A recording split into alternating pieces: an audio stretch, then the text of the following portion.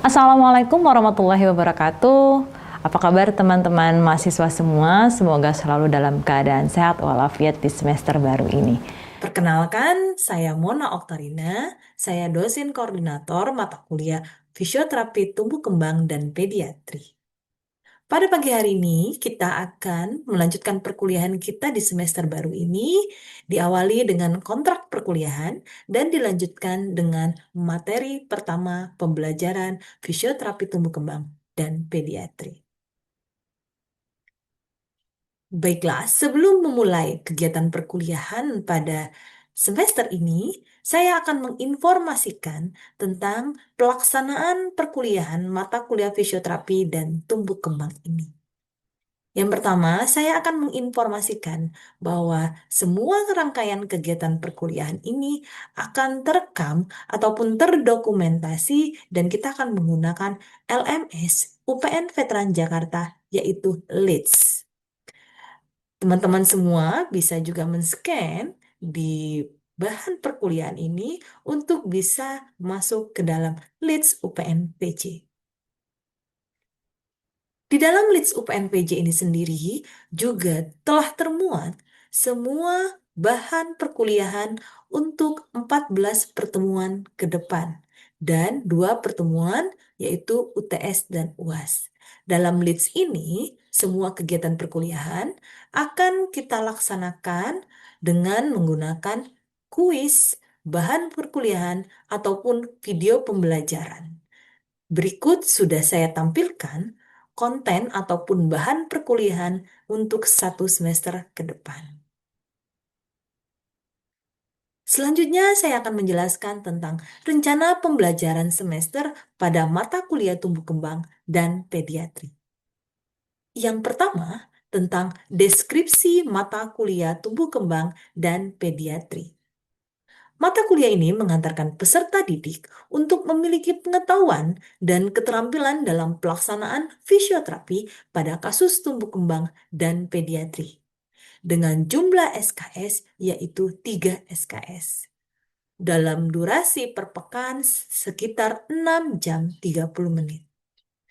Dan akan dilaksanakan dalam jadwal Senin tanggal jam 1 sampai jam 4.20. Untuk 3 SKS ini, kita akan bagi menjadi 1 SKS teori dan 2 SKS praktikum. Selanjutnya, tentang capaian pembelajaran mata kuliah fisioterapi tumbuh kembang dan pediatri. Yang pertama, mahasiswa mampu mengintegrasikan konsep teoritis tentang tumbuh kembang anak dan pediatri. Yang kedua, mampu mengaplikasikan proses tata laksana fisioterapi secara teoritis dimulai dari anamnesis sampai dengan evaluasi pada kasus fisioterapi tumbuh kembang dan pediatri.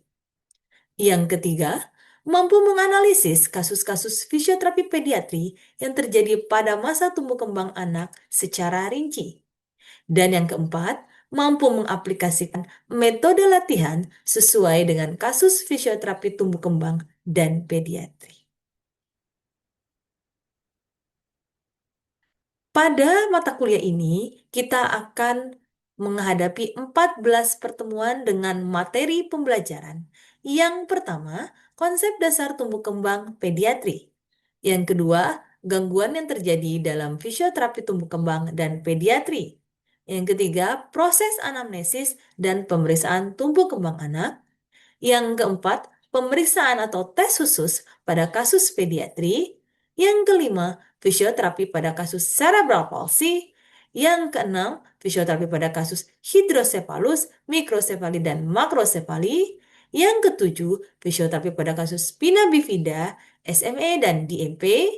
Yang kedelapan, fisioterapi pada kasus Down syndrome dan sindroma lainnya. Yang kesembilan, fisioterapi pada kasus pediatri yaitu ASD, ADHD, dan disleksia.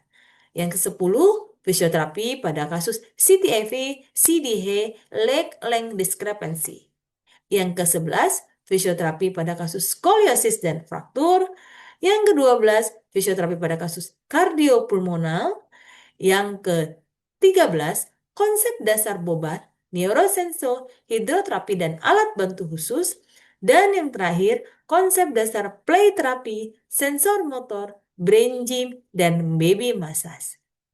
Berikut adalah 14 materi pembelajaran dan juga kita akan menghadapi satu ujian tengah semester di pertemuan 8 dan ujian akhir semester di pertemuan 16. Lalu, apa metode pembelajaran yang akan kita lakukan pada 16 pertemuan ini? Yang pertama adalah kuliah. Dapat dilakukan juga dengan flip classroom. Yang kedua, diskusi kasus atau case study. Yang ketiga, pembelajaran kolaboratif. Yang keempat, pembelajaran berbasis proyek. Dan yang terakhir, pembelajaran kooperatif. Untuk tim dosen pada tumbuh kembang dan pediatri ini adalah yang pertama saya sendiri sebagai dosen koordinator yaitu Mona Oktarina. Selanjutnya akan ada tim teaching. Yang pertama adalah Ibu Rena Melani, SFT MDOMed. Dan juga kita akan kedatangan tamu ataupun dosen praktisi yaitu Ibu Sri Novia Fauza. Beliau adalah praktisi dari RSCM dan juga Ibu Fuji Lestari yang merupakan dosen praktisi praktek mandiri. Lalu, bagaimana untuk penilaian dalam mata kuliah tumbuh kembang dan anak dan pediatri ini? Yang pertama adalah aktivitas partisipasif sebanyak 30%, proyek 20%, tugas ataupun kuis sebanyak 10%, serta ujian tengah semester 20% dan ujian akhir semester 20% dengan total 100%. Lalu, berikut adalah referensi-referensi yang teman-teman mahasiswa dapat gunakan selama perkuliahan mata kuliah fisioterapi tumbuh kembang dan pediatri. Ada beberapa buku yang dapat menjadi acuan. Yang pertama adalah Developmental Milestone of Young Children atau Pedoman Pelaksanaan Stimulasi, Deteksi, Intervensi, dan Tumbuh Kembang Anak dari Kemenkes. Lalu juga teman-teman mahasiswa dapat juga mengakses modul praktikum tumbuh kembang yang sudah saya linkkan pada materi ataupun bahan ajar ini. Lalu juga teman-teman juga dapat mengakses e-book dari Pediatric Physical Therapy dari Jens and Stecklin ataupun yang sesi ataupun mm, edisi dari Teklin yang keenam. Ini adalah beberapa referensi yang teman-teman mahasiswa dapat akses untuk bisa mendapatkan ilmu ataupun referensi dalam mencari literatur. Nah, berikut adalah jadwal mengajar dari tim teaching mata kuliah fisioterapi tumbuh kembang dan pediatri dari 14 pertemuan dan 2 pertemuan adalah UTS UAS akan kita bagi menjadi berikut adalah dosen-dosen pengampu mata kuliah dalam pertemuan 1 sampai dengan 14. Selanjutnya adalah catatan yang ingin saya sampaikan bahwa ketika perkuliahan mata kuliah pediatri tumbuh kembang ini, teman-teman mahasiswa datang sebelum perkuliahan dimulai. Toleransi keterlambatan 15 menit dengan alasan yang tepat, kehadiran minimal 80%, jika kurang dari 80%, maka tidak dapat mengikuti ujian.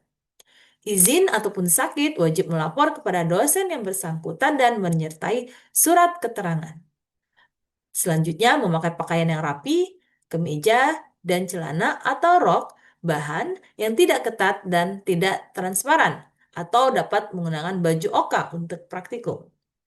Yang terakhir, dapat mengikuti perkuliahan dengan tertib.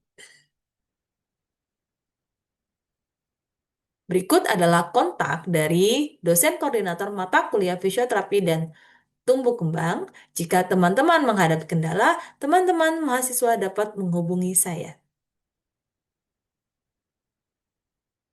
Oke. Tadi merupakan serangkaian dari kontrak perkuliahan atau rencana pembelajaran semester yang sudah saya berikan untuk 14 pertemuan ke depan. Selanjutnya dari kontrak perkuliahan ini, apakah teman-teman ada pertanyaan? Jika ada pertanyaan, silakan untuk disampaikan kepada saya. Sebelum kita memasuki materi pertama tentang konsep dasar tumbuh kembang dan pediatri. Jika tidak ada pertanyaan, kita akan masuk ke materi pertama tentang tumbuh kembang dan pediatri. Namun, sebelum masuk perkuliahan, saya akan menggunakan games untuk bisa mengetahui pengetahuan teman-teman sebelum melakukan perkuliahan. Silakan untuk diakses.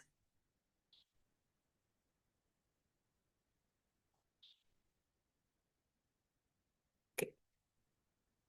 Demikian tadi games yang sudah kita laksanakan. Semoga teman-teman dapat mengetahui secara awal tentang konsep dasar tumbuh kembang.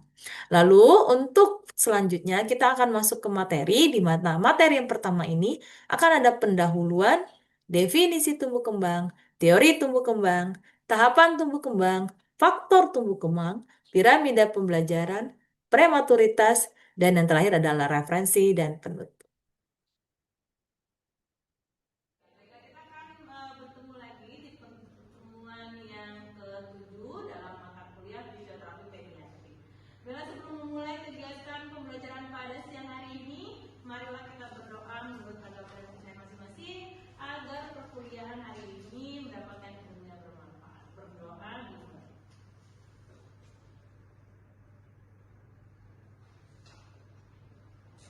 Berdoa dimulai. Oke, baik. Sebelum kita masuk perkuliahan tentang tumbuh kembang anak ini, saya ingin bertanya terlebih dahulu kepada teman-teman. Ada yang tahu tentang tumbuh kembang? Ada yang boleh angkat tangan?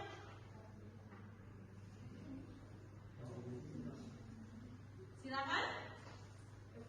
Boleh? Nadira, silakan. Kalau tumbuh kembang ya Bu, kalau tumbuh itu kayak dia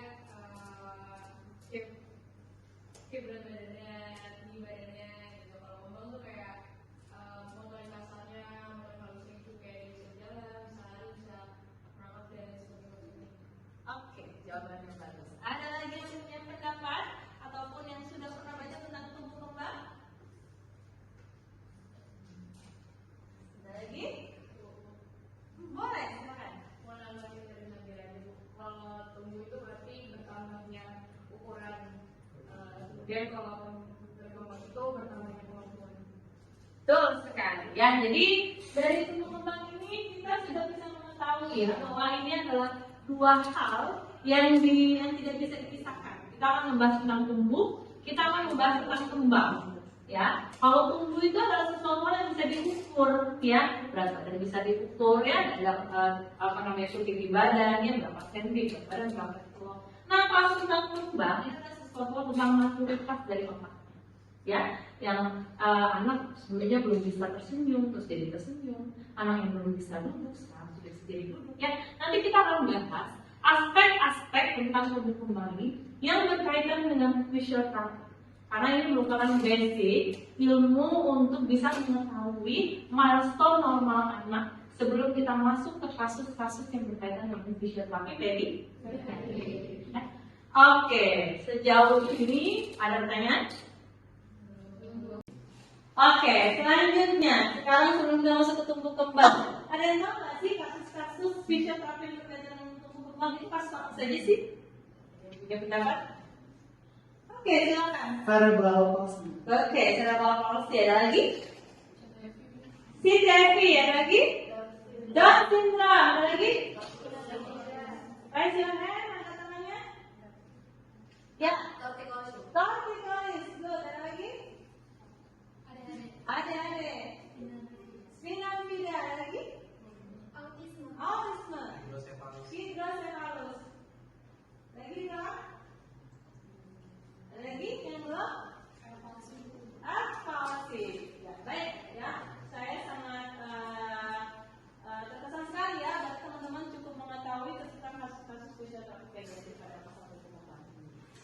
seperti dijelaskan sama teman-temannya apa itu pertumbuhan, apa itu perkembangan ya. Dari slide ini kita bisa melihat bahwa pertumbuhan itu adalah berkaitan dengan pertambahan ukuran fisik dan juga dimensi, di mana ini akan bertambah dengan bertambahnya usia ya. Sedangkan kalau berkembang ini adalah suatu kemampuan atau keterampilan yang meliputi aspek. Aspeknya apa saja? Nanti akan kita bahas. Ya.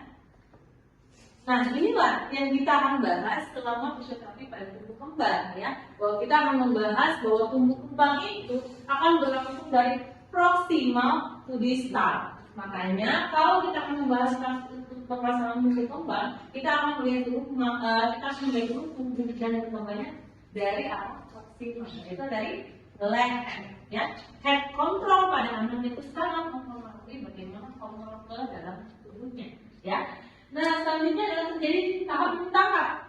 Ya, ada nggak anak-anak yang habis dari berguling terus kamu bisa jalan? Nggak mungkin, ya, karena pasti dia bertahap dulu, ya, terus dia akan berdiri baru dia akan bisa jalan. Selanjutnya setiap tahun dia jadi sendiri pastinya, ya. Misal 36 bulan dia harus bisa berdiri, 36 bulan mungkin nggak bisa berguling, 36 bulan udah harus anak kepala. Ya, jadi setiap tahap anak itu mempunyai cirinya masing-masing.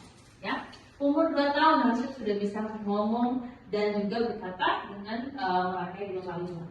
Umur 1 tahun harusnya sudah bisa berjalan berdiri. Ya, jadi memang ada ciri masing-masing. Dan juga ada tugasnya masing-masing harus diselesaikan pada anak. Ini berkaitan dengan red flag. Kalau misalnya 6 bulan dia belum bisa angkat kepala, itu sudah menjadi red flag. Ya, selanjutnya adalah tahap merupakan prosesi tahap selanjutnya. Jadi anak itu harus bisa berguling dulu, baru dia bisa duduk. Anak itu harus bisa duduk dulu, baru dia bisa berdiri. Ya, karena merupakan fondasi dari tahapan yang akan dia lewati selanjutnya. Ya. Selanjutnya adalah mempunyai ritme dan tempo perkembangan sendiri-sendiri. Jadi memang setiap anak itu unik, dia akan melewati tahapan perkembangan yang berbeda antara satu anak dengan yang lain, tapi dalam range tertentu. Oke, tadi adalah membahas tentang piramida pembelajarannya. Sudah kita bahas tentang piramida pembelajaran ini yang merupakan ini adalah proses pembelajaran yang akan dilakukan. Oke, demikianlah untuk pertemuan kita pada siang hari ini. Semoga apa yang saya sampaikan ini dapat bermanfaat buat teman-teman semua. Silakan jika ada pertanyaan boleh mengangkat tangannya dan bertanya. Ada yang ingin bertanya? Ada yang ingin bertanya? Oke, silakan. Nama siapa dengan NIM?